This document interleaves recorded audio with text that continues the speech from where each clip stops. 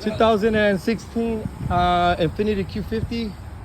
We're gonna go ahead and do another job on some headlights. You can see they are a little bit ugly and weared out. You can see them real bad. It's just weird. They look foggy and ugly.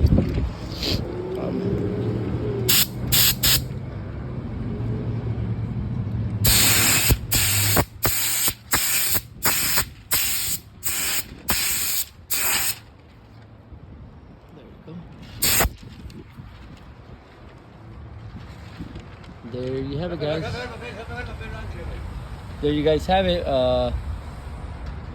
We use a paint gun and some clear coat. Let me know what you guys think. We're gonna do the other side now.